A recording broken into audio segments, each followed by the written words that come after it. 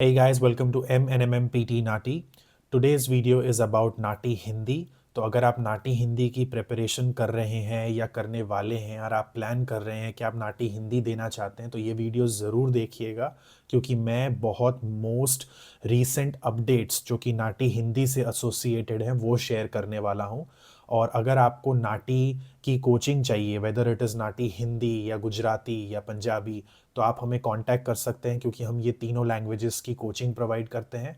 या फिर अगर आप पीटी कोर या पीटी एकेडमिक की कोचिंग लेना चाहते हैं तो भी आप हमें कांटेक्ट कर सकते हैं। चाहे फेसबुक मैसेंजर यूज़ कर लीजिए, चाहे इंस्टाग्राम यूज़ कर लीजिए, दोनों की लिंक्स नीचे डिस्क्रिप्शन में दी हुई हैं। या फिर सिंपली सर्च करिए MNMMPT नाटी और आपको हम दिख जाएंगे।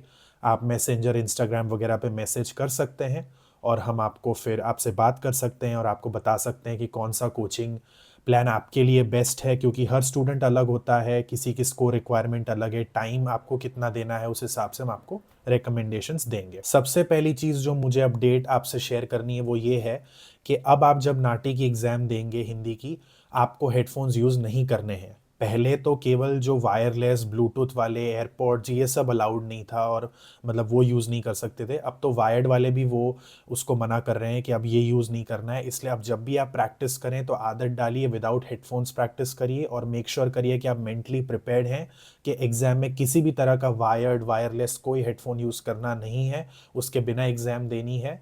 क्योंकि वही नाटी ने अपडेट अभी बताई है कि हेडफोन्स वो वाइप आउट कर रहे हैं। तो आपको अब अगर आप एग्ज़ाम दे रहे हैं तो मेक श्योर करिए हेडफोन्स यूज़ नहीं करने हैं, चाहे कोई भी हेडफोन्स हो।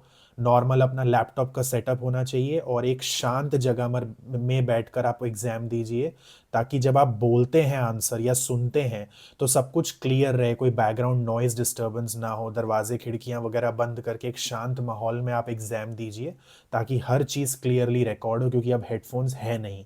तो इस चीज़ का ध्यान रखना होगा। दूसरी जो अपडेट मेरे पास आपके लिए है वो है वैलिडिटी ऑफ नाटी। पहले टाइम अलग था, लेकिन अब 5 साल की वैलिडिटी है। तो जब आपके रिजल्ट्स आ जाएंगे, जब आपने नाटी क्लियर कर ली है, तो उसके बाद आप 5 साल तक उसके पॉइंट्स को यूज़ कर सकते हैं for your permanent residency file. तो जो कि एक बहुत अच्छी चीज़ है, क्योंकि 5 साल एक बहुत लंबा समय होता है। तो अगर आप पहले भी थोड़ा एग्ज़ाम देना चाहते हैं जस्ट टू बी ऑर्गेनाइज्ड, के पॉइंट्स कभी भी दुखेंगे नहीं आपको। अगर आपके पास ज़्यादा पॉइंट है तो कभी इमिग्रेशन ये नहीं कहेगी कि भाई आपको ज़्यादा पॉइंट है, हम आपको पीआर नहीं दे रहे हैं। ज़्यादा पॉइंट मोर द मेरियर वाली बात है। ज़्यादा पॉइंट्स अच्छे ही होते हैं, ठीक है। तो आपको ऑर्गेनाइज रहना चाहिए कि भैया पॉइंट्स लेके रख लो, कभी भी ज़रूरत पड़ सकती है। ये आपका माइंडसेट होना चाहिए। तीसरी चीज़ जो मुझे आपसे शेयर करनी है वो ये है कि अगर आपने लेट्स से एग्ज़ाम की डेट बुक कर ली है, आप उसे प्रीपोन करना चाहते हो, पोस्टपोन करना चाहते हो। कभी कभी मैं अपने स्टूडेंट्स को एडवाइस करता हूँ, क्योंकि जब मेरे स्टूडेंट्स मेरी क्लासेस में आते हैं, मैं हमेशा सबसे कहता हूँ कि 1 महीने की कोचिंग डेफिनेटली लेनी चाहिए, क्योंकि ये एक मुश्किल एग्ज़ाम है। लगता है देखने में बहुत ईजी है, लेकिन वोकैबलरी, उसी समय पर स्पॉन्टेनियसली आंसर देना without changing the meaning, note taking की टेक्निक्स, मैं डेफिनेटली रेकमेंड करता हूँ कि कोचिंग लेनी चाहिए। क्योंकि एक तो एक्सपेंसिव एग्जाम है, डेट्स नहीं मिलती। ऐसा तो है नहीं कि पीटी की तरह हर हफ्ते डेट्स हैं तो आप चलो इस वीक नहीं देना अगले वीक दे दो। कभी कभी 2-2 महीने तक डेट्स नहीं आती हैं। तो जो टाइम वेस्ट हो जाता है जब स्टूडेंट एक कोचिंग नहीं लेते और देकर आते हैं एग्जाम और फिर फेल हो जाते हैं, कितना टाइम बर्बाद हो गया। तो मैं डेफिनेटली रेकमेंड करता हूँ, लेकिन ऑब्वियसली उसके बाद स्टूडेंट का डिसीजन रहता है कि उन्हें कोचिंग लेनी है या नहीं लेनी है।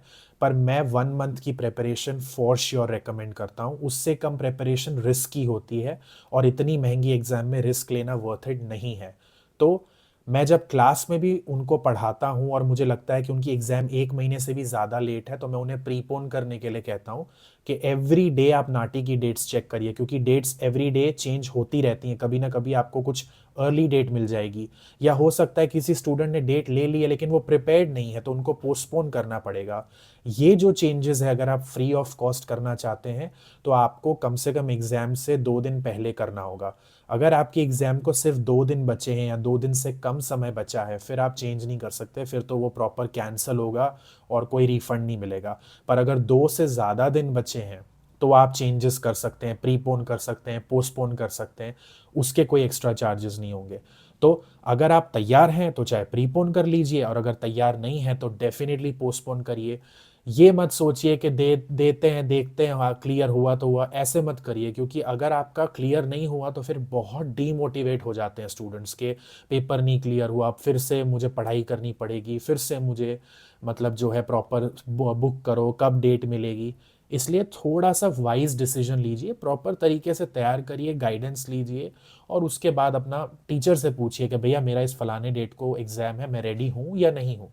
टीचर अगर कहते हैं भैया आप रेडी हो, फिर एग्ज़ाम देकर आओ, फिर आप डेफिनेटली पास होगे। वो एक बेस्ट तरीका है अप्रोच करने का। जो चौथी और लास्ट अपडेट है मेरे पास आपके लिए, वो ये है कि एग्ज़ाम आपको पता ही है कि ऑनलाइन होती है।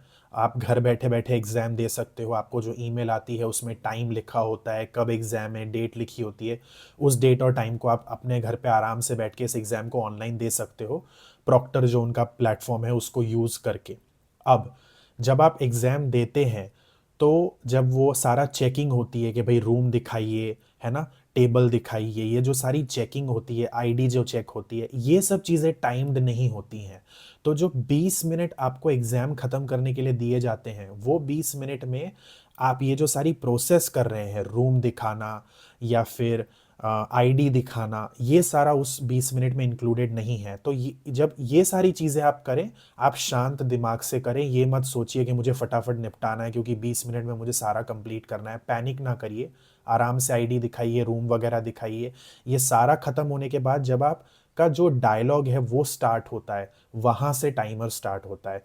तो जो पार्ट है जहाँ पर आप सेगमेंट सुनते हैं और आंसर देते हैं, सिर्फ ये उस 20 मिनट में इंक्लूडेड है। तो एग्ज़ाम को कंप्लीट करने के बाद आप जो भी कर रहे हैं और एग्ज़ाम शुरू करने से पहले आप जो भी कर रहे हैं, ये वो 20 मिनट में इंक्लूडेड नहीं है। इसलिए पैनिक मत करिए। पर हाँ, जब जब आपने सेगमेंट सुन रहे हैं और आप उसको आंसर कर रहे हैं, वो सब टाइम 20 मिनट में इंक्लूडेड है। तो जब सेगमेंट सुन रहे हैं ऑब्वियसली उसमें तो आप कुछ कर ही नहीं सकते क्योंकि वो अपनी स्पीड पे बोल रहे हैं, आप नोट्स ले रहे हो।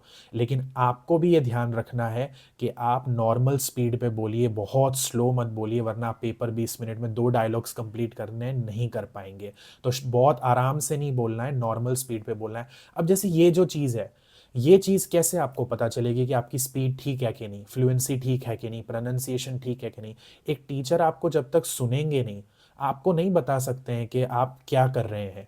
जनरल एडवाइस तो ठीक है, हम आपको बता सकते हैं, लेकिन हर स्टूडेंट अलग तरीके से बोलते हैं। आपका जो तरीका है वो सही है कि नहीं, इतनी स्पीड है कि नहीं कि आप 20 मिनट में पेपर कंप्लीट कर लोगे, वो सुनने के बाद ही एक टीचर बता सकता है।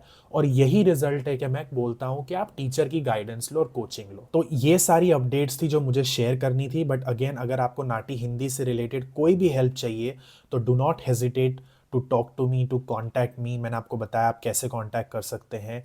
मटेरियल पढ़ा है, प्रिडिक्शन फाइल्स पढ़ी हैं, अगर आपको वो चाहिए तो आप वो भी ले सकते हैं हमारे पास से। तीनों लैंग्वेजेस के लिए, हिंदी, गुजराती एंड पंजाबी, हम ये 3 लैंग्वेजेस पढ़ाते हैं। तो ये सारी चीज़ें हैं हेल्प के लिए, but you just have to make sure that you follow the right path. सही रास्ते पर चल के एग्ज़ाम देंगे तो रिजल्ट आ जाएगा। अदरवाइज फिर दिक्कतें आती हैं काफ़ी ज़्यादा, जो मेरे एक्सपीरियंस से मैं बता रहा हूँ। But with that, all the best and take care, bye.